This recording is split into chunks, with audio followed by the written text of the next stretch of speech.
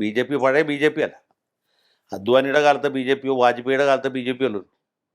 ഇത് നരേന്ദ്രമോദിയുടെ അമിത്ഷായുടെയും കാലത്തെ ബി.ജെ.പിയാണ്. ബി.ജെ.പി ഒരു സജീവ രാഷ്ട്രീയ ശക്തിയായിട്ട് വളർന്നു കഴിഞ്ഞു എന്നുള്ളതാണ് യാഥാർത്ഥ്യം. മാധ്യമങ്ങൾക്ക് അവരുടേതായ അജണ്ടകൾ ഉണ്ടാവുമല്ലോ, സ്വാഭാവികമായിട്ടും ഉണ്ടാവും. അപ്പോൾ അങ്ങനെ ഡീലുണ്ട് എന്ന് പറഞ്ഞാൽ പത്രത്തിൻ്റെ സർക്കുലേഷൻ കൂടുമെങ്കിൽ അല്ലെങ്കിൽ ചാനലിൻ്റെ റീച്ച് കൂടുമെങ്കിൽ അവരിതുപോലുള്ള പല ആരോപണങ്ങളും ഉന്നയിക്കും.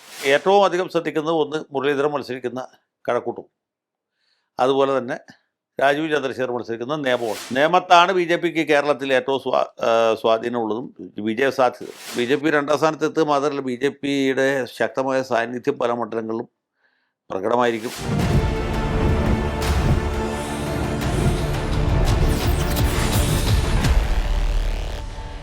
നമസ്കാരം, ടോക്കിംഗ് പോയിന്റിലേക്ക് സ്വാഗതം. കേരള നിയമസഭാ തെരഞ്ഞെടുപ്പിൽ ഇക്കുറി NDA എത്രത്തോളം വലിയ ഇമ്പാക്റ്റ് ഉണ്ടാക്കും? BJP എത്ര സീറ്റുകൾ നേടും? ഏതൊക്കെ മണ്ഡലങ്ങളിലാണ് അവർ ഉജ്ജ്വലമായ മത്സരം കാഴ്ചവെക്കാൻ പോകുന്നത്? അവർ 30ഓളം മണ്ഡലങ്ങളിൽ വലിയ ഭീഷണിയാണ് എതിരാളികൾക്ക് സൃഷ്ടിക്കാൻ പോകുന്നത് എന്നുള്ള വിലയിരുത്തലുകൾ ഇതിനകം വന്നു കഴിഞ്ഞു. അതിനൊപ്പം തന്നെ കേരള രാഷ്ട്രീയത്തിൽ ഇപ്പോൾ നിറഞ്ഞു നിൽക്കുന്നത് ഒരു ഡീൽ ആരോപണമാണ്. BJPയും CPM തമ്മിൽ ഡീലുണ്ട് എന്നുള്ള സംബന്ധിച്ച് ആരോപണം ഉന്നയിക്കാൻ തുടങ്ങിയിട്ട് കുറേയായി, അതിൽ അവസാനവും ഉണ്ടാകുന്നില്ല. ഇപ്പോഴിതാ ഇടതുപക്ഷവും വന്നിരിക്കുകയാണ് ഈ ആരോപണത്തിൻ്റെ തുമ്പ് പിടിച്ച്. ഇവിടെ ഡീലുള്ളത് BJPയും കോൺഗ്രസും തമ്മിലാണ് എന്നവർ പറഞ്ഞിരിക്കുകയുമാണ്. പരിശോധിക്കാം നമുക്ക് BJPയുടെ സാധ്യതകൾ, അവരുടെ ഏറ്റവും ഉറപ്പുള്ള മണ്ഡലങ്ങൾ, അവർ നേരിടുന്ന വലിയ വെല്ലുവിളികൾ. നമ്മോടൊപ്പം ചേരുകയാണ് അഡ്വക്കേറ്റ് A. ജയശങ്കർ. ഇന്ന് talking point with advocate A. Jaishankar ഇവിടെ ആരംഭിക്കുകയാണ്. നമസ്കാരം സർ, ടോക്കിംഗ് പോയിന്റിലേക്ക് സ്വാഗതം. നമസ്കാരം സർ. ഇപ്പോൾ ഇടത് ക്യാമ്പിലും UDF ക്യാമ്പിലും ഒക്കെ തന്നെ അവരുടെ തിങ്ക് ടാങ്കുകളുടെ എല്ലാം മനസ്സിൽ BJP എന്നുള്ള ആ ഒരു ഫോഴ്സ് വലിയ രീതിയിൽ കടന്നുകൂടിയിരിക്കുകയാണ്. അവരുടെ എല്ലാം തന്നെ തന്ത്രങ്ങൾ മെനയുന്നതിൽ BJP ഉൾപ്പെട്ടിരിക്കുന്നു എന്ന് വേണം മനസ്സിലാക്കാൻ. ആരോപണങ്ങൾ രണ്ട് വശത്തു നിന്നും വരികയാണ് ഡീലുമായി ബന്ധപ്പെട്ട്. ഇത്രയും വലിയ രീതിയിൽ BJP ഇടതിനെയും UDFനെയും ആശങ്കപ്പെടുത്തുന്ന തരത്തിൽ ഉള്ള ഒരു വളർച്ച കേരളത്തിൽ നേടിക്കഴിഞ്ഞു എന്നാണോ മനസ്സിലാക്കേണ്ടത്? അല്ല, BJPയെ സംബന്ധിച്ചിടത്തോളം ഒരു 1980 BJP എന്ന പേരിലുള്ള ഒരു പാർട്ടി രൂപീകരിക്കുന്നത്. അതിനു മുമ്പ് ജനസംഘ വരുന്ന കാലത്ത് കാര്യമായിട്ട് ഇതിന് കേരളത്തിൽ യാതൊരു വളർച്ചയും ഉണ്ടായിരുന്നില്ല. BJP അതിന് ശേഷം അത് കുറേ കൂടി ആളുകളെ ആകർഷിക്കുന്ന ഒരു നിലയിലേക്ക് എത്തി. 82 ആദ്യമായിട്ട് മത്സരിക്കുന്നത്. അന്ന് തന്നെ 140 മണ്ഡലത്തിലും അവർ മത്സരിച്ചിരുന്നില്ല. 82 സീറ്റിൽ മത്സരിച്ചു. അതിൽ കേവലം 2 സീറ്റിലാണ് അവർക്ക് ജാമ്യസംഖ്യ തിരിച്ചു കിട്ടിയത്. അത് കാസർഗോഡ് മഞ്ചേശ്വരം. കാസർഗോഡ് മഞ്ചേശ്വരത്തിൻ്റെ ഒരു പ്രത്യേകത എന്ന് വെച്ചാൽ അത് കർണാടകത്തോട് ചേർന്ന് കിടക്കുന്ന പ്രദേശമാണ്. മലയാളികളെക്കാൾ കൂടുതൽ ഈ കന്നഡ, തുളു, കൊങ്കിണി ഇങ്ങനെയുള്ള ഭാഷകൾ സംസാരിക്കുന്ന ആളുകളാണ്. അതിന് ഏതാണ്ട് ഒരു തെക്കൻ കർണാടകത്തിൻ്റെ രാഷ്ട്രീയ അന്തരീക്ഷത്തോടാണ് ചായ്വുള്ളത്. മംഗലാപുരത്തിൻ്റെ, ഉടുപ്പിയുടെ ഒരു രാഷ്ട്രീയമുണ്ട്. അത് BJP ആദ്യം ക്ലച്ച് പിടിക്കുന്നു ആ ഭാഗത്താണ്, കർണാടകത്തിൽ. വടക്കൻ കർണാടകത്തിലല്ല, തെക്കൻ കർണാടകത്തിലാണ്. അപ്പോൾ ആ പ്രദേശവുമായിട്ട് ഇതിനുള്ളൊരു സമ്പർക്കം. മാത്രമല്ല ഈ തുളു, കൊങ്കിണി, കന്നഡ ഭാഷകൾ സംസാരിക്കുന്ന ആളുകളുടെ ഒരു അവരുടെ അംഗസംഖ്യ. അപ്പോൾ അവിടെയാണ് ഇതിനാദ്യമായിട്ട് സ്വീകാര്യത കിട്ടുന്നത്. പക്ഷേ ഇന്നേ ദിവസം വരെ മഞ്ചേശ്വരത്തോ കാസർഗോട്ടോ ജയിക്കാൻ BJPക്ക് സാധിച്ചിട്ടില്ല. പക്ഷേ മിക്കവാറും എല്ലാ തെരഞ്ഞെടുപ്പിലും അവർ 2ാം സ്ഥാനത്ത് വരും. 1-2 തവണ ഇവർ ജയത്തിൻ്റെ വളരെ അടുത്ത് വരെ എത്തിയപ്പോഴും ജയിക്കാൻ കഴിഞ്ഞില്ല. പക്ഷേ സംസ്ഥാനത്ത് വ്യാപകമായിട്ട് BJP ഒരു വേരോട്ടം കാണിക്കുന്നത് 87 അവർ നിലമെച്ചപ്പെടുന്നത്. കാരണം വെച്ചാൽ ആ 82-87 കാലത്തുണ്ടായിരുന്ന UDF സർക്കാരിനോടുള്ള ജനങ്ങളുടെ ഇടയിലെ വിപ്രതിപത്തി, അതിലൊരു ഘടകം എന്ന് പറഞ്ഞാൽ സമുദായ പ്രീണനമായിരുന്നു. അന്നാണ് ആദ്യമായിട്ട് ഈ തിരുവനന്തപുരം ജില്ലയിലൊക്കെ BJP ഒരു സജീവ സാന്നിധ്യമായിട്ട് വരുന്നത്. അതിന് മുമ്പ് തിരുവനന്തപുരത്തോ അല്ലെങ്കിൽ തിരുവിതാംകൂർ ഭാഗത്ത് പൊതുവെയോ BJP ശക്തി വരുന്നില്ല. BJPക്ക് ഗുണകരമായ 2 സംഗതികൾ. ഒന്ന്, 1982 നബിദിന ഘോഷയാത്രയ്ക്ക് നേരെ ആലപ്പുഴയിൽ നടന്ന വെടിവെപ്പ്. അതിനെ തുടർന്ന് തിരുവനന്തപുരത്ത് ചാലക്കമ്പോളത്തിലുണ്ടായ കലാപമൊക്കെയാണ്. അതുപോലെ തന്നെ നിലക്കൽ പ്രശ്നം എന്ന് പറഞ്ഞ സംഗതി, ശബരിമല പരിസരത്ത് ഒരു കുരിശ് കണ്ടെത്തിയ സംഭവം, അതിനെ തുടർന്നുണ്ടായിരുന്ന ചില അഭിപ്രായ വ്യത്യാസങ്ങൾ, വിവാദങ്ങൾ, സമരം ഒക്കെ എല്ലാം കൂടി ചേർന്ന് തിരുവിതാംകൂർ ഭാഗത്ത് BJPക്ക് ആദ്യമായിട്ട് ഒരു വേരോട്ടം ഉണ്ടാകുന്ന അങ്ങനെ. കാലാന്തരത്തിൽ BJP തിരുവനന്തപുരത്തും പരിസരത്തുമൊക്കെ ശക്തിപ്പെട്ടു. ചില പോക്കറ്റുകളിൽ ശക്തിപ്പെട്ടു. ഇപ്പോഴത്തെ പത്തനംതിട്ട ജില്ലയുടെ ചില ഭാഗം, പാറന്മുള അല്ലെങ്കിൽ കോന്നി, അങ്ങനെയുള്ള ചില ഹിന്ദു മെജോറിറ്റിയുള്ള ഏരിയകളൊക്കെ ഇവർ ശക്തിപ്പെട്ടു. എറണാകുളം ജില്ലയുടെ തൃപ്പൂണിത്തുറ, അങ്ങനെ അതുപോലെ പാലക്കാട് ഒരു കേന്ദ്രമായിട്ട് പണ്ടും ഉള്ളൊരു സ്ഥലമാണ് പാലക്കാട്. പണ്ട് മുതലേ ജനസംഘത്തിൻ്റെ കാലം മുതലൊക്കെ ഈ RSS BJPക്കാർ ഉള്ളൊരു സ്ഥലമാണ്. അതെ. പിന്നെ സാമുദായികമായ സംഘർഷം നിലനിൽക്കുന്ന ചില പ്രദേശം, ഇപ്പോൾ ബേപ്പൂർ പോലെയുള്ള മണ്ഡലങ്ങൾ, അവിടെ ഹിന്ദു മുസ്ലിം വിഭാഗത്തിൽപ്പെട്ട മത്സ്യത്തൊഴിലാളികൾ തമ്മിലുള്ള സംഘർഷം, മാറാട് പോലെയുള്ള സംഭവങ്ങളൊക്കെ ഉണ്ടായിരുന്നു. അങ്ങനെ ബേപ്പൂർ, കോഴിക്കോട് 1-2 മണ്ഡലങ്ങൾ, ഇപ്പോഴത്തെ നോർത്ത് സൗത്ത്.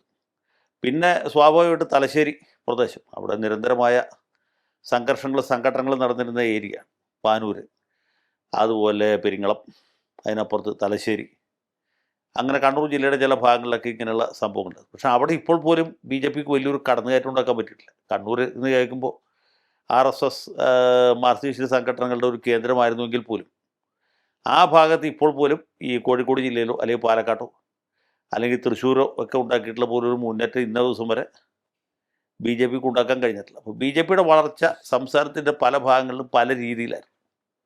അത് ഐകരൂപ്യമായ ഒരു വളർച്ചയായിരുന്നില്ല. അപ്പോൾ ഇങ്ങനെ പല ഘടകങ്ങളുണ്ട്. പക്ഷേ സമീപകാലത്ത് നമുക്കറിയാം BJP ഏതാണ്ട് 15, 18, 20% വോട്ട് മേടിക്കാവുന്ന അവസ്ഥയിലെത്തി. പക്ഷേ അപ്പോഴും സംസ്ഥാനത്ത് എല്ലായിടത്തും BJPയുടെ വോട്ട് ഏതാണ്ട് ഒരുപോലെയല്ല. ചില സ്ഥലങ്ങളൊക്കെ വളരെ കുറവാണ്, ചിലയിടത്ത് വളരെ കൂടുതലാണ്. ഇപ്പോഴത്തെ നില എന്ന് വെച്ചാൽ ആദ്യമായിട്ട് BJP 2016 ഒരു MLA ഉണ്ടാകും. 21 ആ ഒരു MLA തന്നെ അവർക്ക് നിലനിർത്താൻ കഴിയുന്നില്ല. പക്ഷേ പിന്നീട് പാർലമെൻറ്റ് തെരഞ്ഞെടുപ്പിൽ പാർലമെൻറ്റിലേക്ക് ഒരു സീറ്റ് ജയിക്കും. തിരുവനന്തപുരം പാർലമെൻറ്റ് മണ്ഡലത്തിൽ അവർ ജയത്തിൻ്റെ അടുത്തെത്തുന്നു. അതുപോലെ തന്നെ ആറ്റിങ്ങൽ, ആലപ്പുഴ മണ്ഡലങ്ങളിലൊക്കെ വലിയ മുന്നേറ്റം ഉണ്ടാകും. കോഴിക്കോട് നിയോജകമണ്ഡലത്തിൽ, കോഴിക്കോട് നേരത്തെ പറഞ്ഞ കോഴിക്കോട് നോർത്ത്, കോഴിക്കോട് സൗത്ത്, ബേപ്പൂർ, അങ്ങനെയുള്ള സ്ഥലങ്ങളിൽ അവർക്ക് മുന്നേറ്റം ഉണ്ടാക്കാൻ കഴിഞ്ഞു. മഞ്ചേശ്വരത്ത്, കാസർഗോട്ടും അവരുടെ ഒരു ശക്തി നിലനിർത്തും. ഇങ്ങനെ പ്രാദേശികമായിട്ട് ചില സ്ഥലങ്ങളിൽ ഇവർ വലിയ ഒരു ശക്തിയായിട്ട് മാറും.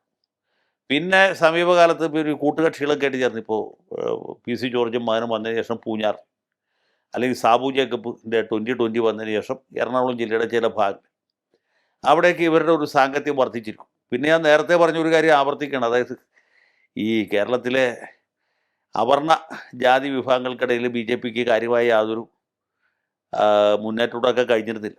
അവർക്ക് അവിടെ ഒരു വലിയ നേട്ടമായി തീർന്ന് 2016 ശ്രീ വെള്ളാപ്പള്ളി നടേശൻ്റെ നേതൃത്വത്തിൽ BDJS ഉണ്ടാക്കിയതിന് ശേഷം അത് ഈ മധ്യ കേരളത്തിൽ നോക്കി നമുക്ക് വളരെ കൃത്യമായിട്ട് മനസ്സിലാക്കാൻ കഴിയും. ഇപ്പോൾ ചാത്തന്നൂർ മണ്ഡലത്തിൽ അവിടെ SNDPയുടെ ഒരു നേതാവ് മത്സരിച്ച് 2 തവണ 2ാം സ്ഥാനത്തെത്തി. പിന്നെ മധ്യ കേരളത്തിൽ നോക്കിയാൽ ഏറ്റുമാനൂർ മണ്ഡലത്തിൽ, വൈക്കം മണ്ഡലത്തിൽ, അതുപോലെ തൃപ്പൂണിത്തുറ മണ്ഡലത്തിൽ, വൈപ്പിൻ മണ്ഡലത്തിൽ, പറവൂർ മണ്ഡലത്തിൽ, പിന്നെ തൃശ്ശൂർ ജില്ലയുടെ ഭാഗമായിട്ടുള്ള വിവിധ മണ്ഡലങ്ങളിൽ, ചാലക്കുടി, ഇരിങ്ങാലക്കുട, അതുപോലെ കൊടുങ്ങല്ലൂർ, അതിനപ്പുറം നാട്ടിക, കയ്പമംഗലം, ഗുരുവായൂർ, മണലൂർ, തൃശ്ശൂർ, ഈ പ്രദേശത്തൊക്കെ BJPക്ക് ശക്തി കൂടിയത്. മാത്രമല്ല ഈഴവ കേന്ദ്രീകൃതമായ മണ്ഡലങ്ങൾ കൂടിയാണ്. അത് BDJS വന്നതിന് ശേഷം. അപ്പോൾ ഈ BDJS വഴിക്ക് BJP പിടിച്ച് കൂട്ടിയ വോട്ടുകൾ, അത് വ്യാപകമായ മുന്നേറ്റമാണ്. അങ്ങനെ മുന്നേറ്റം കഴിയുമ്പോൾ അതിൻ്റെ സ്വാഭാവികമായ ഗുണം, നമ്മൾ ഈ ഡീല് എന്നുള്ള വിഷയത്തിലേക്ക് പോകുമ്പോൾ ശ്രദ്ധിക്കേണ്ട ഒരു കാര്യം, അതിൻ്റെ സ്വാഭാവികമായ ഗുണം ആർക്കാണ് കിട്ടിയത് എന്നുള്ളൊരു ചോദ്യമുണ്ട്. അത് സ്വാഭാവികമായ ഗുണം കിട്ടിയത് CPM-നും LDF-നുമാണ്. ഓക്കെ. ഇപ്പോൾ ഏറ്റുമാനൂർ BDJS കണ്ടവർ വോട്ട് പിടിക്കുന്നു, ഫലം സുരേഷ് കുറുപ്പ് ജയിക്കും. വൈക്കം നേരത്തെ തന്നെ ഇടതുപക്ഷ മണ്ഡലമാണ്, അവിടെയും BDJS കണ്ടവർ വോട്ട് പിടിക്കുന്നു. CPI സ്ഥാനാർത്ഥിയുടെ ഭൂരിപക്ഷം വർദ്ധിക്കും. തൃപ്പൂണിത്തുറ മണ്ഡലത്തിൽ പ്രൊഫസർ തുറവൂർ വിശ്വംഭരം മത്സരിക്കും, നരേന്ദ്രമോദി നേരിട്ട് വന്ന് പ്രസംഗിക്കും. BJPയുടെ വോട്ട് കുത്തനെ വർദ്ധിക്കും.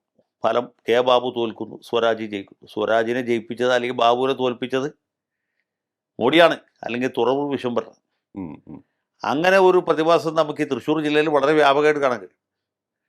അത് ഇരിങ്ങാലക്കുടയാണെങ്കിലും, കൊടുങ്ങല്ലൂരാണെങ്കിലും, കയ്പമംഗലമാണെങ്കിലും, നാട്ടികയാണെങ്കിലും, ഗുരുവായൂരാണെങ്കിലും, ഇനിപ്പുറത്ത് മണലൂരാണെങ്കിലും ഒക്കെ ഈ ഒരു പ്രതിഭാസം വളരെ വ്യക്തമാണ്. അപ്പോൾ BJP ഒരു സജീവ രാഷ്ട്രീയ ശക്തിയായിട്ട് വളർന്നു കഴിഞ്ഞു എന്നുള്ളതാണ് യാഥാർത്ഥ്യം. അതിൻ്റെ അർത്ഥം ഇത്തവണ അവർ കുറേ കൂടി പ്രൊഫഷണലായിട്ട്, കുറേ കൂടി നേരത്തെ ഗൃഹപാഠം ചെയ്ത് സ്ഥാനാർത്ഥികളെയൊക്കെ മുൻകൂട്ടി തീരുമാനിച്ച് പ്രഖ്യാപനത്തിന് മുമ്പ് തന്നെ ഓരോരുത്തരും അതാത് ഇടങ്ങളിൽ പോയി പ്രവർത്തനം ആരംഭിച്ചു.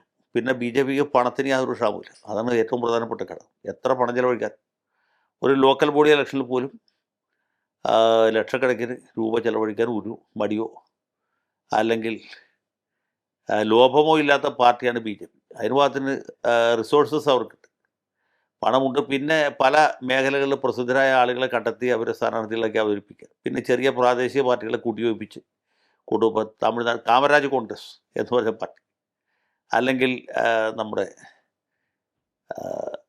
ജോർജ് ജെ മാത്യുവിൻ്റെ നാഷണൽ ഫാർമേഴ്സ് പാർട്ടി എന്നൊരു പാർട്ടിയെ പറ്റി കേട്ടു. ശരി. അങ്ങനെയൊക്കെ ചില പാർട്ടികളുണ്ട്. ഇവരെയൊക്കെ കൂട്ടിയോജിപ്പിച്ച് ഒരു കുടക്കീഴിൽ അണിനിരത്തി അവർക്കൊക്കെ സീറ്റ് കൊടുത്ത് ഇവരൊക്കെ സന്തോഷിപ്പിച്ച് പ്രീണിപ്പിച്ച് അങ്ങനെ കൊണ്ടുപോകുന്ന ഒരു രീതിയാണ് അവർക്ക് വിവിധ ഹിന്ദു സമുദായ സംഘടനാ നേതാക്കന്മാരായിട്ട് നല്ല ബന്ധമുണ്ട്. അതുപോലെ തന്നെ ക്രിസ്ത്യൻ മതമേലധ്യക്ഷന്മാരുമായിട്ടും തരക്കേടില്ലാത്ത ബന്ധം ഉണ്ടാക്കിയിട്ടുണ്ട്. ഇങ്ങനെയൊക്കെയുള്ള പല പരിപാടികൾ ചെയ്തിട്ടുണ്ട് അവർ പിടിച്ചു നിൽക്കുന്നത്. ഇതിനർത്ഥം ഈ തെരഞ്ഞെടുപ്പിൽ അവർക്ക് എത്ര വോട്ട് ഷെയർ കിട്ടും അല്ലെങ്കിൽ എത്ര സീറ്റ് കിട്ടും എന്ന് നമ്മൾ പറയുന്നതിൽ അർത്ഥമില്ല. കാരണം ബി ജെ പിയുടെ വളർച്ച എത്രയുണ്ട് നമുക്ക് ഈ ഘട്ടത്തിൽ ഗേജ് ചെയ്യാൻ പറ്റില്ല. അത് പാർലമെൻറ്റിലേക്കുള്ള തിരഞ്ഞെടുപ്പല്ല, ലോക്കൽ ബോഡിയിലേക്കുള്ള തിരഞ്ഞെടുപ്പ്, ലോക്കൽ ബോഡിയിലേക്കുള്ള തിരഞ്ഞെടുപ്പല്ല, നിയമസഭയിലേക്കുള്ള തിരഞ്ഞെടുപ്പ്. അപ്പോൾ ഇതിൽ വോട്ടിംഗ് പാറ്റേണിൽ വ്യത്യാസം വരും. അതെ. പക്ഷേ ഒരു കാര്യം സമ്മതിച്ചേ പറ്റുള്ളൂ, അതായത് ബി ജെ പിക്ക് വളർച്ച ഉണ്ടായിട്ട് അത് സീറ്റുകളായിട്ട് കൺവേർട്ട് ചെയ്യാൻ അവർക്ക് പറ്റുമോ എന്നുള്ളത് മാത്രമാണ് ഇപ്പം നമ്മുടെ മുമ്പിൽ തർക്ക വിഷയമുള്ളൂ. എനിക്ക് തോന്നുന്നു സാർ, അപ്പോൾ അവരിപ്പോൾ ജയസാധ്യതയുള്ള മണ്ഡലങ്ങളിൽ കൂടുതൽ ശ്രദ്ധ കേന്ദ്രീകരിച്ച് മുന്നോട്ട് പോകുന്നതും അതിനുവേണ്ടി തന്നെയാണ്. അതായത് സീറ്റ് നേടുക പരമാവധി, അതിലേക്കാണ് അവർ കൂടുതൽ റിസോഴ്സസ് ഒഴുക്കുന്നതും എന്നാണ് നമുക്ക് മനസ്സിലാക്കേണ്ടത്. അതുതന്നെയാണ് ഈ പ്രചാരണ രംഗത്ത് നമുക്ക് കാണാൻ സാധിക്കുന്നതെന്ന് തോന്നുന്നു. അതൊരു നല്ല ടാക്ടിക്സ് തന്നെയാണ് എന്നാണ് മനസ്സിലാക്കേണ്ടത്, അല്ലേ സാർ? അത് തീർച്ചയായിട്ടും ബി ജെ പിയെ പോലെ ഒരു പാർട്ടിക്ക് 140 മണ്ഡലത്തിൽ ഒരുപോലെ ശക്തി തെളിയിക്കാൻ പറ്റുകയില്ല. അതിനുള്ള റിസോഴ്സസ് ഒട്ടുക്കി തന്നെ പ്രവർത്തകരും മറ്റൊന്നും ആ രീതിയിലില്ല.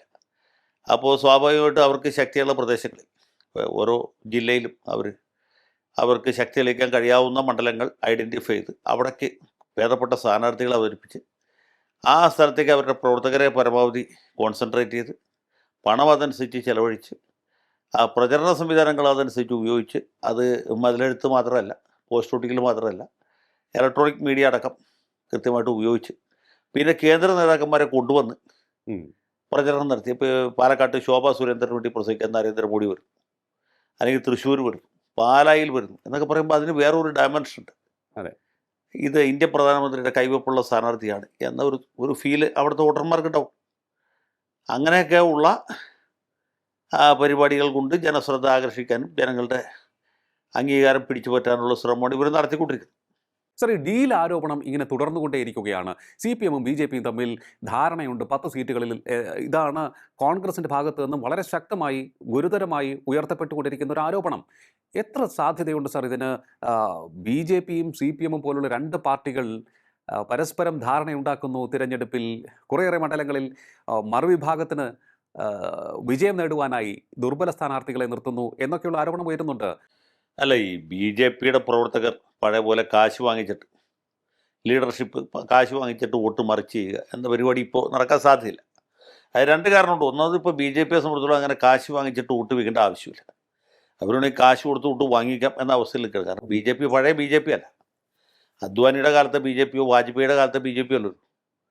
ഇത് നരേന്ദ്രമോദിയുടെ അമിത്ഷായുടെയും കാലത്തെ BJP-യാണ്. അവർക്ക് പൈസ അങ്ങോട്ട് കൊടുക്കാനുണ്ട്, ഇങ്ങോട്ട് വാങ്ങിക്കേണ്ട ആവശ്യമില്ല. ഒന്ന്, അപ്പോൾ പണം എന്നുള്ള ഘടകമില്ല. പിന്നെ രാഷ്ട്രീയമായിട്ടുള്ള ഒരു ആവശ്യകത. എന്താണ് രാഷ്ട്രീയമായ ആവശ്യകത? പണ്ടാണെങ്കിൽ ഒരു ആവശ്യകത ഉണ്ടായിരുന്നു. അതായത് പ്രത്യേകിച്ചും CPM ഭരിച്ച 5 കൊല്ലത്തിന് ശേഷം നടക്കുന്ന തെരഞ്ഞെടുപ്പാണെങ്കിൽ അവരുടെ ആവശ്യകത എന്താ വെച്ചാൽ ഈ മാർക്സിസ്റ്റുകാരുടെ വെട്ടും കുത്തും അവസാനിപ്പിക്കാൻ വേണ്ടി, അത് അവസാനിപ്പിക്കാൻ വേണ്ടി അവർ കോൺഗ്രസിന് വോട്ട് മറിച്ചു കൊടുക്കുക. കോൺഗ്രസിനുള്ള സ്നേഹം കൊണ്ടല്ല. പക്ഷേ ഇപ്പോൾ ആ പരിപാടി നിർത്തി. ഒന്നാമത് വെട്ടും കുത്തും ഇല്ല, അങ്ങനെ വോട്ട് മറിച്ചു കൊടുക്കേണ്ട ആവശ്യമില്ല. രണ്ടാമത് ഈ കോൺഗ്രസ്സാണ് മുഖ്യ ശത്രു എന്ന് BJP അംഗീകരിച്ചു. കേന്ദ്ര നേതൃത്വം പറയുന്നത് കോൺഗ്രസ് മുക്ത ഭാരതമാണ്. പ്രാദേശിക നേതൃത്വവും മുരളീധരൻ്റെ കാലം മുതൽക്ക് നിലപാട് മാറ്റി. അതിനു മുമ്പ് മാർക്സിസ്റ്റ് പാർട്ടിയായിരുന്നു മുഖ്യ ശത്രു. മാർക്സിസ്റ്റ് പാർട്ടി ഒരു ശത്രുവേ അല്ല എന്നാണ് BJP-യുടെ ഇപ്പോഴത്തെ നിലപാട്. അവരുടെ ശത്രു, ഒരേ ഒരു ശത്രു കോൺഗ്രസ്സാണ്. കോൺഗ്രസ് മുക്ത ഭാരതമാണ് അവർ ആഗ്രഹിക്കുന്നത്. ഇവിടെ ഈ കേരളത്തിൽ, ഇന്ത്യ രാജ്യത്തിൻ്റെ തെക്ക് പടിഞ്ഞാറേ മൂലയിൽ ഒരു ചെറിയ സ്ഥലത്ത് CPM എന്ന് പറഞ്ഞൊരു പാർട്ടി ഉണ്ടായിക്കൊണ്ട് കേന്ദ്രം ഭരിക്കുന്ന BJP-ക്ക് വല്ല അപകടമുണ്ടോ? ഇല്ല. നേരെ മറിച്ച് ഒരു സംസ്ഥാനം കൂടി കോൺഗ്രസ് മുക്തമായി ഇരിക്കുന്നതല്ലേ അവർക്ക് നല്ലത്. അപ്പോൾ അതുകൊണ്ടും ഈ പറഞ്ഞ പോലൊരു സംഗതിയുണ്ട്. അപ്പോൾ ഡീല് എന്ന് പറഞ്ഞാൽ ആ അർത്ഥത്തിൽ ശരിയല്ല എങ്കിൽ പോലും വോട്ട് മറിച്ചു കൊടുക്കുന്ന പരിപാടി BJP-ക്കാർ നിർത്തി എന്ന് വിചാരിച്ചാൽ മതി. അതാണ് അതിൽ പ്രധാനപ്പെട്ട ഒന്നാമത്തെ ഘടകം. പിന്നെ BJP മത്സരിക്കുന്നത് ജയിക്കാൻ വേണ്ടിയിട്ടാണ്. അപ്പോൾ പിന്നെ അവരെന്തിനാ വോട്ട് മറിച്ചു കൊടുക്കണം? അതിൻ്റെ ആവശ്യമില്ല. അപ്പോൾ അങ്ങനെയുള്ള ഘടകങ്ങളുണ്ട്. പിന്നെ ഏത് പാർട്ടിയുടെ സ്ഥാനാർത്ഥിയാണെങ്കിലും എല്ലാ മണ്ഡലത്തിലും ഒരുപോലെ ശക്തരോ അല്ലെങ്കിൽ ജനപ്രിയരോ ആയ സ്ഥാനാർത്ഥികളായിക്കൊള്ളുന്നില്ല. ഇപ്പോൾ BJPക്ക് കൊള്ളാവുന്ന 6 സ്ഥാനാർത്ഥികൾ ഉണ്ട് തിരുവനന്തപുരം ജില്ലയിൽ ചോദിക്കുക. അപ്പോൾ ആദ്യത്തെ സീറ്റ് നേമത്ത് കൊടുക്കും, രണ്ടാമത്തെ വട്ടിയൂർക്കാവിൽ കൊടുക്കും, മൂന്നാമത്തത് കഴക്കൂട്ടത്ത് കൊടുക്കും, നാലാമത്തത് തിരുവനന്തപുരം സെൻട്രലിൽ കൊടുക്കും, അഞ്ചാമത്തത് കാട്ടാക്കടയിൽ കൊടുക്കും, പിന്നെ 6, 7 ആറ്റിങ്ങലും ചിറയൻകീഴും കൊടുക്കും. അത് കഴിഞ്ഞ് പിന്നെ ബാക്കിയുണ്ടെങ്കിൽ പാറശാലയിൽ കൊടുക്കും. കാരണം അവർക്ക് വോട്ട് കിട്ടാവുന്ന സ്ഥലത്തിൽ നിർത്താൻ പറ്റും. അപ്പോൾ ഈ രീതിയിൽ സംഭവിക്കും. അത് കഴിഞ്ഞ് വരുമ്പോൾ വാമനപുരത്ത് അത്രയും പുള്ളിങ് പവറുള്ള സ്ഥാനാർത്ഥി ഉണ്ടായിക്കൊള്ളുന്നില്ല. കാരണം അത്രയും പേര് അവരുടെ കയ്യിലുള്ളൂ. അതല്ലെങ്കിൽ അതിൻ്റെ അപ്പുറത്ത് കോവളത്തോ അല്ലെങ്കിൽ നെയ്യാറ്റിൻകരയുണ്ടോ, അവിടെ ഒന്നും BJP മത്സരിച്ചാൽ കണ്ടവന് വോട്ട് കിട്ടില്ല. കാരണം മറ്റ് സമുദായക്കാർക്ക് പ്രാമുഖ്യമുള്ള പ്രദേശങ്ങളാണ്. അപ്പോൾ അതനുസരിച്ചുള്ള സ്ഥാനാർത്ഥികൾ വരും. എറണാകുളം ജില്ലയിൽ തന്നെ ഈ പ്രധാനപ്പെട്ട സീറ്റുകളൊക്കെ കോൺഗ്രസ് ജയിക്കുന്ന സീറ്റുകൾ, കുത്തക സീറ്റുകളാണ്. അവിടെയൊന്നും പോയി ഒരു BJPക്കാരൻ മത്സരിച്ചിട്ട് പ്രത്യേകിച്ച് കാര്യമില്ല. അപ്പോൾ BJP മത്സരിക്കുമ്പോൾ ശക്തരായ സ്ഥാനാർത്ഥികൾ എവിടെ നിർത്തും? 1 തൃപ്പൂണിത്തുറയിൽ നിർത്തും, മറ്റ് വൈപ്പിൽ നിർത്തും, 3 പറവൂർ നിർത്തും. ഈ 3 സ്ഥലത്തുമാണ് ഹിന്ദു മെജോറിറ്റി വോട്ടേഴ്സാണ്.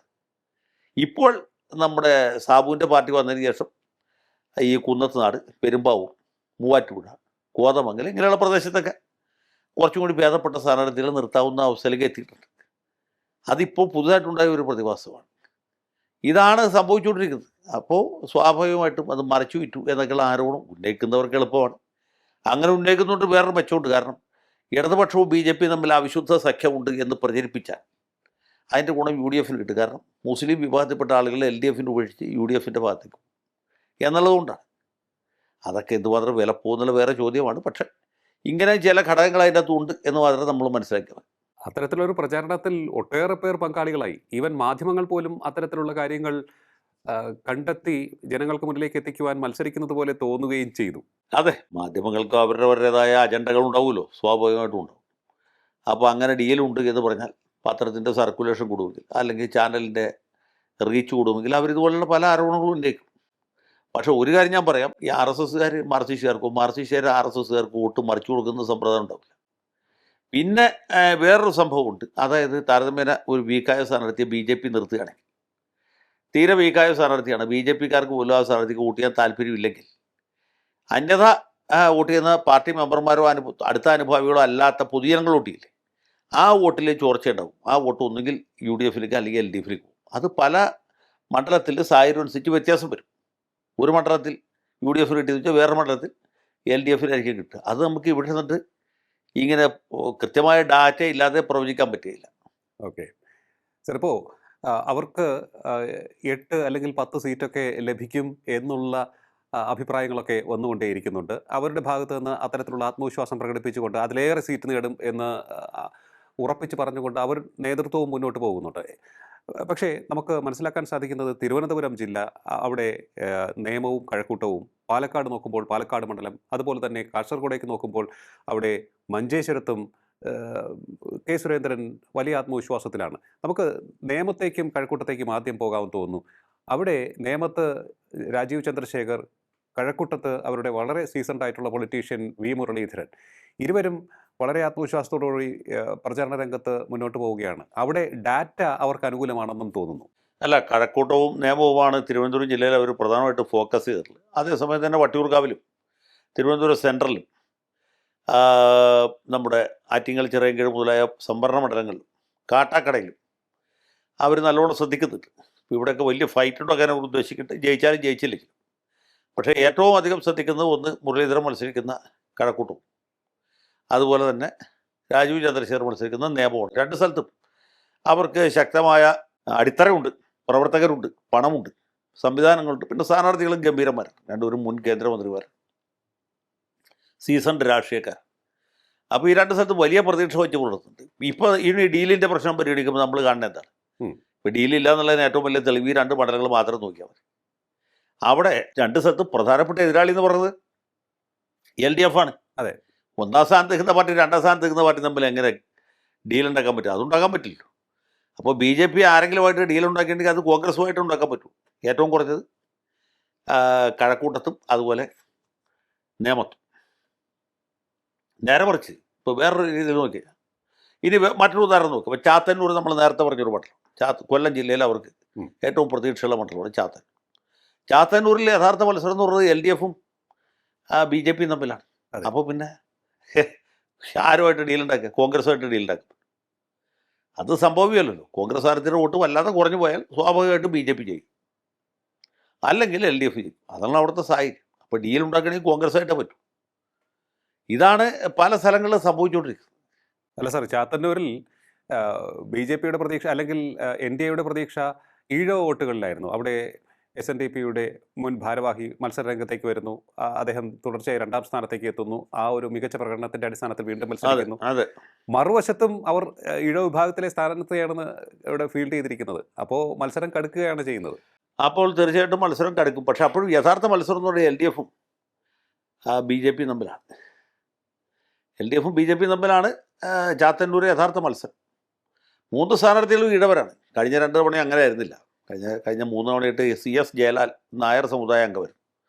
അതുകൊണ്ടുകൂടിയാണ് BJPക്ക് ഇത്ര അധികം വോട്ട് അവിടെ കിട്ടിയതും കോൺഗ്രസ് 3ാം സ്ഥാനത്തേക്ക് തള്ളപ്പെട്ടു. പല ഘടകങ്ങളുണ്ട്. അപ്പോൾ ഇത്തവണ ആ ഒരു സാഹചര്യം മാറുകയാണ്. 3 സ്ഥാനാർത്ഥികളും ഇടവ സമുദായക്കാരാണ്. അപ്പോൾ ആർക്ക് വേണമെങ്കിൽ ജയിക്കാം എന്ന അവസ്ഥയിൽ നിൽക്കും. അവിടെ ഡീലുണ്ടായിരുന്നെങ്കിൽ LDFന് മറ്റൊരു സ്ഥാനാർത്ഥിയെ ഫീൽഡ് ചെയ്യായിരുന്നല്ലോ അല്ലേ? അതെ, ഡീലുണ്ടായിരുന്നെങ്കിൽ LDF ദുർബലനായ ഒരു സ്ഥാനാർത്ഥിയെ നിർത്തിയാൽ മതിയായിരുന്നു. LDF, അതെ, CPI അങ്ങനെയല്ല. LDFിൻ്റെ സ്ഥാനാർത്ഥിയാണ് ശക്തൻ മറ്റേ കോൺഗ്രസ് സ്ഥാനാർത്ഥിയെക്കാളും. കഴക്കൂട്ടത്തേക്ക് വരുമ്പോൾ കഴക്കൂട്ടത്ത് ഒരു വശത്ത് നിൽക്കുന്നത് കടകംപള്ളി സുരേന്ദ്രനാണ്. അവിടെ V മുരളീധരനെതിരെ അദ്ദേഹം പ്രചരണ രംഗത്ത് സജീവമായി മുന്നോട്ട് പോകുന്നുണ്ട്. പക്ഷേ അവിടെ ഒരു പ്രതിച്ഛായ മത്സരമാണ് എന്നുകൂടി വേണമെങ്കിൽ നമുക്ക് പറയാമെന്ന് തോന്നുന്നു അല്ലേ? കടകംപള്ളി സുരേന്ദ്രൻ ഒരു സീസൺഡ് പൊളിറ്റീഷ്യനാണ്, സീനിയറാണ്. നേരെ മറിച്ച് V മുരളീധരൻ നോക്കുമ്പോൾ അദ്ദേഹവും വളരെ സീനിയറാണ്, കേന്ദ്ര സഹമന്ത്രി പോലെയുമായി മികച്ച പ്രകടനം കാഴ്ചവെച്ചിട്ടുമുണ്ട്.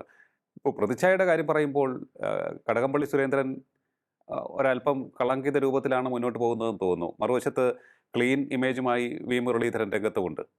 അല്ല, അതിനെപ്പറ്റിയൊന്നും നമ്മൾ ഈ രീതിയിൽ വിധിക്കുന്നത് ശരിയല്ല. നമുക്ക് കളങ്കിതമായിട്ട് തോന്നുന്ന ആളുകൾക്ക് കളങ്കിതമായി തോന്നിക്കൊള്ളുന്നില്ല. ഞാൻ അന്വേഷിച്ചെന്ന് മനസ്സിലാക്കിയത് ഈ BJPക്കാർക്ക് വരെ സമ്മതനായിട്ടുള്ള ആളാണ് കടകംപള്ളി സുരേന്ദ്രൻ. അദ്ദേഹം ദേവസ്വം മന്ത്രിയായിരുന്നപ്പോഴൊക്കെ അദ്ദേഹത്തിൻ്റെ പ്രവൃത്തികൾ ആ രീതിയിലായിരുന്നു. മാത്രമല്ല മണ്ഡലത്തിലും അദ്ദേഹം ആ രീതിയിലാണ് പ്രവർത്തിക്കുന്നത്. ജാതി മത രാഷ്ട്രീയ ഭേദമന്യേ എല്ലാവരോടും സമത്വത്തിൽ പെരുമാറുന്ന വളരെ ജനകീയനായിട്ടുള്ള ഒരു മെമ്പറാണ് കടകംപള്ളി. അപ്പോൾ കടകംപള്ളിയെ തോൽപ്പിക്കുക അത്ര എളുപ്പമല്ല. V മുരളീധരൻ ഗംഭീര സ്ഥാനാർത്ഥിയാണ്. മണ്ഡലത്തിൽ പൊതുവെ ഒരു ഹിന്ദുത്വ വികാരമുണ്ട്, അതൊക്കെ ശരിയാണെങ്കിൽ പോലും ഈ നേമത്ത് നടക്കുന്ന പോലത്തെ പോരാട്ടമല്ല കഴക്കൂട്ടത്ത് നടക്കുന്നത്. കഴക്കൂട്ടത്ത് കുറച്ചുകൂടി വ്യത്യസ്തമാണ്. കാരണം കടകംപള്ളി മറുഭാഗത്ത് വളരെ ശക്തനായിട്ടാണ് നിൽക്കുന്നത്. നേമത്ത് സാധ്യതയുണ്ടെന്ന് കരുതുന്നുണ്ടോ BJPക്ക്? നേമത്താണ് BJPക്ക് കേരളത്തിൽ ഏറ്റവും സ്വാധീനമുള്ളതും വിജയസാധ്യതകളും. കാരണം ശിവൻകുട്ടിയാണ് സ്ഥാനാർത്ഥി. പിന്നെ ഏറ്റവും സാധ്യതയുള്ള സീറ്റ് നേമം തന്നെയാണ്. ശിവൻകുട്ടി വീണ്ടും മത്സരിക്കുന്നു. പിന്നെ ശബരിനാഥനാണ്. ശബരിനാഥൻ വളരെ താഴെ ഒരു ഡിസ്റ്റൻറ്റ് തേടാവാനാണ് സാധ്യത. അദ്ദേഹം ചിത്രത്തിലില്ല. യഥാർത്ഥ മത്സരം ഇവർ രണ്ടുപേരും തമ്മിലാണ്. അല്ല, ശബരിനാഥന് കിട്ടാതെ പോകുന്ന വോട്ടുകൾ കൂടി അതാണ് പ്രധാനം. ശബരിനാഥന് മുരളീധരന് കിട്ടിയ വോട്ട് അത്ര വോട്ട് ശബരിക്ക് കിട്ടില്ല. കാരണം അത്ര ഒരു ഹെവി വെയിറ്റ് താരമല്ല. അപ്പോൾ ഈ മുരളീധരന് കിട്ടിയതും ശബരിക്ക് കിട്ടാത്തതുമായ കുറേ വോട്ടുകളുണ്ട്. ആ വോട്ടുകൾ സ്വാഭാവികമായിട്ടും രാജീവ് ചന്ദ്രശേഖറിലേക്ക് പോകാനാണ് സാധ്യത. ഓക്കെ. കാട്ടാക്കടയിൽ വളരെ ശക്തമായ പ്രചാരണം BJP ക്യാമ്പുകൾ മുന്നോട്ട് കൊണ്ടുപോകുന്നുണ്ട്. അവരുടെ ക്യാമ്പിൽ വലിയ പ്രതീക്ഷയുമാണ്. അവിടെ PK കൃഷ്ണദാസിന് സാധ്യതയുണ്ട് എന്ന് കേൾക്കുന്നുണ്ട്. അതുപോലെ നെടുമങ്ങാട് യുവരാജ് ഗോകുൽ ഇക്കുറി മികച്ച പ്രകടനം കാഴ്ചവെക്കും എന്നുള്ള ഒരു ഉറപ്പും അവിടെ ഗ്രൗണ്ടിൽ നിന്ന് കിട്ടുകയും ചെയ്യുന്നുണ്ട്. അതെ, ഞാൻ പറഞ്ഞ തിരുവനന്തപുരം ജില്ലയിൽ പ്രത്യേകിച്ച് തിരുവനന്തപുരം തൊട്ട് വടക്കോട്ടുള്ള മണ്ഡലങ്ങൾ, തെക്കോട്ടല്ല, തിരുവനന്തപുരം മുതൽക്ക് വടക്കോട്ടുള്ള മണ്ഡലങ്ങളിൽ ഇവരുടെ നില മെച്ചപ്പെടും. അതിനോട് ചേർന്ന് കിടക്കുന്ന ഭാഗമാണ് ചാത്തന്നൂർ മണ്ഡലം. അപ്പോൾ ആ ഒരു ബെൽറ്റ് വളരെ ക്ലിയറായി. ഓക്കെ, അതാണ് അവിടെ സംഭവിച്ചുകൊണ്ടിരിക്കുന്നത്. ഇപ്പോൾ തിരുവനന്തപുരം കഴിഞ്ഞാൽ നമ്മൾ പാലക്കാട്ടേക്ക് പോയാൽ പാലക്കാട് ശോഭാ സുരേന്ദ്രൻ വലിയ പ്രതീക്ഷയിലാണ് മുന്നോട്ട് പോകുന്നത്. അവിടെ പിന്നാമ്പുറങ്ങളിൽ നിന്ന് കേൾക്കുന്നത് സ്വന്തം പാർട്ടിക്കാർ ഒന്നടങ്കം ശോഭയ്ക്ക് പിന്നിൽ അണിനിരന്നാൽ അവർക്ക് ജയമുറപ്പാണ് എന്നാണ്. അതായത് ഒളിയമ്പ് നേരെ കൃഷ്ണകുമാറിലേക്ക് പോകുന്നുണ്ട്, C കൃഷ്ണകുമാറിലേക്ക് പോകുന്നുണ്ട്. അല്ല, അതെല്ലാം ഇപ്പോഴും ഉള്ള ഒരു പ്രതിഭാസമാണല്ലോ, എല്ലാ പാർട്ടിയിലും ഉള്ളതാണ്. സ്വന്തം പാർട്ടിയുടെ സ്ഥാനാർത്ഥിയെ കാലുവാരി തോൽപ്പിക്കുക എന്നുള്ളത്. അത് മിക്കവാറും സ്ഥലങ്ങളിലുണ്ട്. കോൺഗ്രസ്സുകാരെയാണ് ഈ കാര്യത്തിൽ വളരെ അദ്വിതീയരായ ആളുകൾ. ബി ജെ പിക്കാർ മോശമാവാൻ സാധ്യതയില്ല, കാരണം രണ്ടും ഒരേ മൂശയിലുണ്ടായ പാർട്ടികളാണ്. സ്വാഭാവികമായിട്ടും അങ്ങനെ വരാൻ സാധ്യതയുണ്ട്. പിന്നെ ശോഭയ്ക്ക് ഒരു ഗുണമുള്ളതെന്ന് വെച്ചാൽ അവർ ഇടിച്ചു കയറുന്ന ഒരു സ്ഥാനാർത്ഥിയാണ്. ആ സ്ഥാനാർത്ഥിക്ക് ഒരു വോട്ടുണ്ട്. അപ്പോൾ വളരെ ശക്തമായ പെട്ടെന്ന് തന്നെ ആളുകളുടെ ഇമാജിനേഷൻ പിടിച്ചെടുക്കാൻ ആ രീതിയിൽ മത്സരം മുന്നോട്ട് കൊണ്ടുപോകാനും സാധിക്കും എന്നുള്ളതാണ് അവരുടെ ഒരു മേൻ. അവർ നേരത്തെയും പാലക്കാട്ട് മത്സരിച്ചിട്ടുള്ളതാണ്. അതെ. അപ്പം അങ്ങനെ ഒരു അനുഭവ പരിചയം കൂടി ഉണ്ട്. അതുകൂടി വെച്ചിട്ട് പാലക്കാട്ട് ഗംഭീരമായ മത്സരം ഉണ്ടാക്കാനായിട്ട് ശോഭാ സുരേന്ദ്രന് സാധിക്കും എന്നുള്ള ഉറപ്പ്. ഈ പാലക്കാട് മണ്ഡലത്തിലെതിരെയും മണ്ഡലത്തിലെ ഇടത് പക്ഷത്തിനെതിരെയും ഒപ്പം തന്നെ ബി ജെ പിക്കെതിരെയും യു ഡി എഫ് ആരോപണം ഉന്നയിക്കുന്നുണ്ട്, ഡീൽ ആരോപണം. അല്ല, അത് പറയാൻ പറ്റില്ല. പക്ഷെ ഒരു കാര്യം ഞാൻ പറയാം. ഇപ്പോൾ ഡീല് പ്രകടമായ ഡീലില്ല എന്ന് വിചാരിക്കുമ്പോൾ തന്നെ ബി ജെ പിക്കാർ സി പി എമ്മിന് വോട്ടിയുള്ള സാധ്യത കുറവുണ്ട്. സി പി എംകാർ ഒരു കാരണവശാലും ബി ജെ പി കൂട്ടിയില്ല. പക്ഷേ സി പി എമ്മും ബി ജെ പി അല്ലാത്ത കുറേ വോട്ടേഴ്സ് ഇല്ലേ, ഓരോ തെരഞ്ഞെടുപ്പിലും സ്ഥാനാർത്ഥിയെ നോക്കി വോട്ട് ചെയ്യുന്ന ആളുകൾ, ആ വിഭാഗത്തിൽപ്പെട്ട അരാഷ്ട്രീയർ എന്നാണ് പറയാം. തെരഞ്ഞെടുപ്പിന് വോട്ടൊക്കെ ചെയ്യും. എന്നാൽ അങ്ങനെ ഒരു ജാഥയ്ക്ക് പോകുന്ന പാർട്ടി സഖാവോ അല്ലെങ്കിൽ ബി ജെ പിക്കാരൻ അങ്ങനെ ഒരാളല്ല. ഇങ്ങനെയുള്ള ആളുകളെ സംബന്ധിച്ചിടത്തോളം ഒരു ഭാഗത്ത് ദുർബലനായ ഒരു സ്ഥാനാർത്ഥി വന്നാൽ അവർ ആ സ്ഥാനാർത്ഥിയെ കൈയൊഴിയുകയും മറുഭാഗത്ത് ശക്തനായ സ്ഥാനാർത്ഥിക്ക് വോട്ട് കൊടുക്കുകയും ചെയ്യും. ശക്തരായ രണ്ട് സ്ഥാനാർത്ഥികളിൽ ആരാണ് അവരുടെ അഭിപ്രായത്തിൽ കൊള്ളാവുന്നതെന്ന് പറഞ്ഞാൽ ആ ആൾക്ക് വോട്ട്. ഇതാണ് അതിൻ്റെ ഒരു രീതി. അപ്പോൾ ഇവിടെയും അത് സംഭവിക്കാൻ സാധ്യതയുണ്ട്. ഇപ്പോൾ ഒരു സ്ഥാനാർത്ഥി വളരെ വീക്കാവും. അപ്പോൾ അങ്ങനെയാണെങ്കിൽ ആ വീക്കായ സ്ഥാനാർത്ഥിയുടെ ആളുകൾക്ക് അറിയാം ഇയാളെ കൊണ്ടുവന്നിട്ട് ഒരു ഫലമില്ല. അവർ സ്വാഭാവികമായിട്ട് വോട്ട് മാറ്റി ചെയ്യും. ആ മാറ്റി ചെയ്യുമ്പോൾ ആർക്ക് കിട്ടും എന്നുള്ളത് പ്രധാനപ്പെട്ട ഒരു സംഗതിയാണ്. 2004 മുതൽ മത്സര രംഗത്തുള്ള ഒരു സ്ഥാനാർത്ഥിയാണ്, മികച്ച ഒരു കാൻഡിഡേറ്റാണ്. അങ്ങ് തന്നെ അത് സമ്മതിച്ചൊരു കാര്യമാണ്. വളരെ വലിയ രീതിയിൽ ആളുകളെ ആകർഷിക്കുന്നു, പ്രത്യേകിച്ച് സ്ത്രീകൾക്കിടയിലേക്ക് കടന്നു ചെല്ലാൻ സാധിക്കുന്നു, അവരുടെ വോട്ട് നേടിയെടുക്കുവാൻ അവർക്ക് സാധിക്കുന്നുണ്ട്. നമ്മൾ കണ്ടതാണ്, കഴിഞ്ഞ തിരഞ്ഞെടുപ്പുകളിലൊക്കെ തന്നെ നമ്മളത് കണ്ടതാണ്. കഴക്കൂട്ടത്ത് മാറ്റിങ്ങിലും ആലപ്പുഴയിലും ഒക്കെ തന്നെ നമ്മളത് കണ്ടതാണ്. അതുപോലെ തന്നെ അവരുടെ ആ ഒരു ഫൈറ്റിംഗ് സ്പിരിറ്റും അവരുടെ ആ ഒരു പ്രസംഗവും ഒക്കെ തന്നെ ഇക്കുറി പാലക്കാട് ഒരു ചരിത്ര വിജയത്തിലേക്ക് ബി ജെ പിയെ നയിക്കുമെന്ന് അങ്ങ് കരുതുന്നുണ്ടോ? അല്ല, കേരളത്തിൽ ബി ജെ പിക്ക് ഫീൽഡ് ചെയ്യാൻ പറ്റിയ സ്ഥാനാർത്ഥികളിൽ ഏറ്റവും ഊർജ്ജസ്വലയായ ഒരു വ്യക്തിയാണ് ശോഭാ സുരേന്ദ്രൻ. യാതൊരു സംശയമില്ല. അവർ തന്നെ പല മണ്ഡലങ്ങളും ആലോചിച്ച് അവസാനമാണ് ഈ പാലക്കാട് തിരഞ്ഞെടുത്തത്. പാലക്കാട് പൊതുവെ ബി ജെ പിക്ക് വളക്കൂറുള്ള ഒരു പ്രദേശമാണ്. അവർ പ്രത്യേകിച്ച് ശോഭ സ്ഥാനാർത്ഥിയായിട്ട് മത്സരിക്കുമ്പോൾ നല്ല സാധ്യതയുണ്ട് എന്ന് തന്നെ പറയാം. പക്ഷേ സാധ്യത നമുക്ക് പറയാൻ പറ്റുള്ളൂ. കൃത്യമായിട്ട് ഇന്നാൾ ജയിക്കും എന്ന് പാലക്കാടിനെ സംബന്ധിച്ച് പറയാൻ കഴിയില്ല. കാരണം വളരെ വാശിയേറിയ മത്സരമാണ് നടക്കുന്നത്. അപ്പോൾ ഏതെങ്കിലും ഒരു സ്ഥാനാർത്ഥി പെട്ടെന്ന് തീരെ അടിയിൽ പോയാൽ ആ സ്ഥാനാർത്ഥിയുടെ വോട്ട് കൂടി ഈ ജയിക്കുന്ന സ്ഥാനാർത്ഥിക്ക് കിട്ടും. അപ്പോൾ ഈ കണക്കൂട്ടലൊക്കെ തെറ്റും. മഞ്ചേശ്വരത്തേക്ക് പോവുകയാണെങ്കിൽ കെ സുരേന്ദ്രൻ പ്രചരണ രംഗത്തേക്ക് ഇറങ്ങിയത് തന്നെ വളരെ കോൺഫിഡൻ്റായാണ്. പക്ഷേ നമ്മൾ കണക്കുകൾ നോക്കുമ്പോൾ അവിടെ ഡാറ്റ ബി ജെ പിക്ക് എതിരാവാനുള്ള സാധ്യതയിലേക്കാണ് വിരൽ ചൂണ്ടുന്നത്. അതായത് കഴിഞ്ഞ തദ്ദേശ തെരഞ്ഞെടുപ്പിലൊക്കെ തന്നെ വലിയ രീതിയിലുള്ള മുന്നേറ്റം യു ഡി എഫ് സ്ഥാനാർത്ഥി അവിടെ നടത്തിയിട്ടുണ്ട്. എന്നാലും വലിയ കോൺഫിഡൻസ് ആണ് നമുക്ക് സുരേന്ദ്രൻ ടീമിൽ കാണാൻ സാധിക്കുന്നത്. എന്തായിരിക്കാം ഈ കോൺഫിഡൻസ് ഇത്രയേറെ ഉയരാൻ കാരണം? അതോ ഇത് എങ്ങനെയാണ് അങ്ങ് കാണുന്നത് ഈ മഞ്ചേശ്വരം പോരാട്ടത്തെ? മഞ്ചേശ്വരം പോരാട്ടം തീർച്ചയായിട്ടും വളരെ കൗതുകരമാണ്, വാശിയേറിയ മത്സരമാണ്. അവിടെ ഒരു പ്രശ്നം ഉണ്ടായിട്ടുള്ളത് ഈ എസ് ഡി പി ഐയും ലീഗും തമ്മിലുള്ള ബന്ധം മോശമായി. എസ് ഡി പി ഐ ഒരു സ്ഥാനാർത്ഥിയെ പ്രഖ്യാപിച്ചു, പിന്നെ വലിയ സമ്മർദ്ദം ഉണ്ടായപ്പോൾ സ്ഥാനാർത്ഥി പിൻവലിച്ചു. പക്ഷേ അവരുടെ വോട്ടുകൾ എനിക്ക് തോന്നുന്നത് എൽ ഡി എഫ് സ്ഥാനാർത്ഥിയിലേക്ക് പോകും എന്നാണ്. അപ്പോൾ അസംതൃപ്തരായ ലീഗുകാരുടെയും പോപ്പുലർ ഫ്രണ്ടുകാരുടെയൊക്കെ വോട്ടുകൾ ബി ജെ പിയിലേക്ക് പോകുന്ന പ്രശ്നമില്ല. അത് സ്വാഭാവികമായിട്ടും കോൺഗ്രസിലേക്ക് പോയില്ലെങ്കിൽ എൽ ഡി എഫിലേക്ക് വരാനാണ് സാധ്യത. അപ്പോൾ അങ്ങനെയുള്ള ഘടകങ്ങളൊക്കെ അവിടെ ഉണ്ട്. നമുക്ക് ഉറപ്പിച്ച് പറയാൻ പറ്റുകയില്ല, കാരണം മണ്ഡലത്തിൻ്റെ സ്വഭാവം ആ രീതിയിലായിരുന്നു. കാസർഗോഡേക്ക് പോവുകയാണ് എന്നുണ്ടെങ്കിൽ അവിടെയും വളരെ ശക്തമായ മത്സരം നടക്കുന്നതെന്നാണ് കേൾക്കുന്നത്. അവിടെ ബി ജെ പി പ്രതീക്ഷ വെച്ച് പുലർത്തുന്ന മറ്റൊരു മണ്ഡലം കൂടിയാണ്. കാസർഗോഡ് വ്യത്യാസമുണ്ട്. കാസർഗോഡ് മുസ്ലിം ഭൂരിപക്ഷ പ്രദേശമാണ്, മഞ്ചേശ്വരം പോലെയല്ല. അപ്പോൾ അവിടെ ലീഗിൻ്റെ സ്ഥാനത്ത് ജയിക്കുള്ളൂ, ബി ജെ പി 2ാം സ്ഥാനത്തെത്തും, എൽ ഡി എഫ് 3ാം സ്ഥാനത്തേക്കും. അവിടെ യാതൊരു അത്ഭുതത്തിന് യാതൊരു സാധ്യതയില്ല. അത്ഭുതം ഉണ്ടാവണമെങ്കിൽ മഞ്ചേശ്വരത്തിലുണ്ടാവണം, അല്ലാതെ കാസർഗോഡുണ്ടാവില്ല. ഓക്കെ, എന്തായാലും വളരെ സ്ട്രോങ് ആയിട്ടുള്ള ഒരു പോരാട്ടമാണ് നടക്കുന്നത്. എങ്കിലും ഒരു കാര്യം, അതായത് 2020 കൂട്ടുകെട്ട് എറണാകുളം ജില്ലയിൽ, എറണാകുളം യു ഡി എഫിൻ്റെ കോട്ടയാണ്. ആ കോട്ടകുത്തളത്തിൽ ഏതെങ്കിലും തരത്തിലുള്ള ഇളക്കം ഈ തൃപ്പൂണിത്തുറ പോലുള്ള മണ്ഡലങ്ങളിൽ ഉണ്ടാക്കുവാൻ ഈ കൂട്ടുകെട്ടുകളിലൂടെ എൻ ഡി എക്ക് സാധിക്കുമെന്ന് തോന്നുന്നുണ്ടോ അങ്ങേക്ക്? അല്ല, എൻ ഡി എയുടെ നില മെച്ചപ്പെട്ടുകൊണ്ടിരിക്കുകയാണ്. അവരെന്ന് അവർക്ക് എം എൽ എ ഉണ്ടാവും, മന്ത്രി ഉണ്ടാവുമെന്നൊന്നും നമുക്കിപ്പോൾ പ്രവചിക്കാൻ പറ്റില്ല. പക്ഷേ ഈ സംസ്ഥാനത്ത് തീർച്ചയായിട്ടും ശ്രദ്ധിക്കപ്പെടേണ്ടുന്ന ഒരു രാഷ്ട്രീയ പ്രതിഭാസമായിട്ട് ബി ജെ പി മാറിയിരിക്കുന്നു എന്നുള്ളത് സത്യം.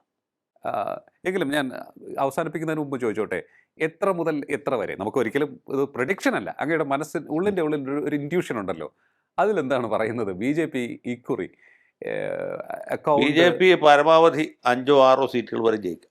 5-6 സീറ്റ് പല വരെ ജയിക്കാം. ഘടകങ്ങളെ ആശ്രയിച്ച് 5-6 സീറ്റുകൾ വരെ ജയിക്കാം.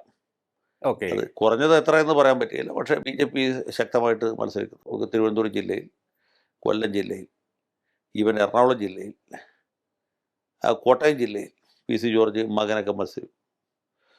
പാലക്കാട് ജില്ലയിൽ, കാസർഗോഡ് ജില്ലയിൽ, ഇവിടെയൊക്കെ ബി ജെ പിക്ക് തീർച്ചയായിട്ടും ജയിക്കാവുന്ന മണ്ഡലങ്ങളുണ്ട്. പക്ഷേ അല്ല എത്രണ്ണത്തിൽ അവർക്ക് ജയിക്കാൻ പറ്റും, എത്രണ്ണത്തിൽ മറ്റ് ഘടകങ്ങൾ വന്ന് അവരുടെ പരിപാടി പരാജയപ്പെടുത്തും എന്ന് പറയാൻ ഇപ്പം നിർത്തിയില്ല. ഓക്കെ.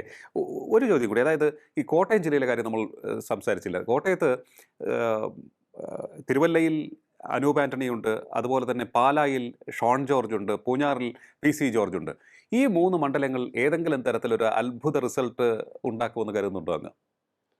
അല്ല, അതിന് ഒരു സാധ്യത നമുക്ക് തള്ളിക്കളയാൻ കഴിയില്ല. പൂഞ്ഞാറിൽ പി സി ജോർജിന് തീർച്ചയായിട്ടും നല്ല ജയസാധ്യതയുണ്ട്. പാലായിൽ ഷോണും വലിയ പ്രതീക്ഷ വച്ച് പുലർത്തുന്നുണ്ട്. അത് എന്തുമാത്രം യാഥാർത്ഥ്യമാവും എന്ന് നമുക്ക് ഈ ഘട്ടത്തിൽ പറയാൻ പറ്റില്ല. ഓക്കെ, എന്തായാലും ഷോൺ അവിടെ വലിയ രീതിയിൽ പി സി ജോർജിന് അനുകൂലിക്കുന്നവരുടെ വോട്ട് ബാങ്കിൽ പ്രതീക്ഷ അർപ്പിച്ച് മുന്നോട്ട് പോകുന്നു എന്നാണ് കേൾക്കുന്നത്. പണ്ട് ജോസ് കെ മാണിയെ തോൽപ്പിക്കാൻ വേണ്ടി P C George Mani C കാപ്പന് ഒരു വിഭാഗത്തിൻ്റെ വോട്ട് മറിച്ചു കൊടുത്തു എന്ന് കേൾക്കുന്നു. ആ വോട്ട് ഇക്കുറി ഷോണിലേക്ക് വരുമെന്ന് പ്രതീക്ഷിക്കുന്നുണ്ട്. അങ്ങനെയുള്ള ഏതെങ്കിലും കണക്കുകൂട്ടലുകൾ? അല്ല, അങ്ങനെ പല വിധത്തിലുള്ള കൊടുക്കൽ വാങ്ങലുകൾ നടക്കും. ഈ മധ്യ തിരുവിതാംകൂർ രാഷ്ട്രീയം എന്ന് വെച്ചാൽ കുറച്ച് വോളറ്റൈലാണ്. ഓക്കെ, പണ്ട് കരുണാകരൻ പറഞ്ഞ പോലെ 2 കൂട്ടിയപ്പോഴും 4 ആവില്ല, ചിലപ്പോൾ 3 ആവും, ചിലപ്പോൾ 5 ആവും. അതിന് ഏറ്റവും വലിയ ഉദാഹരണമല്ലേ പി സി തോമസ് പാർലമെൻറ്റിലേക്ക് മത്സരിച്ചപ്പോൾ. മൂവാറ്റുപുഴ പാർലമെൻറ്റ് മണ്ഡലം യു ഡി എഫിൻ്റെ ഉരുക്ക് വോട്ടാണ്. എന്നിട്ട് എന്ത് സംഭവിച്ചു? വോട്ടെണ്ണി കഴിഞ്ഞപ്പോൾ ജോസ് കെ മാണി തോൽക്കുകയും നമ്മുടെ പി സി തോമസ് വിജയിക്കുകയും ചെയ്തു. അപ്പം അങ്ങനെയൊക്കെയുള്ള അത്ഭുതങ്ങളും സ്വാഭാവികമായിട്ട് സംഭവിക്കാനും സാധ്യതയുണ്ട്.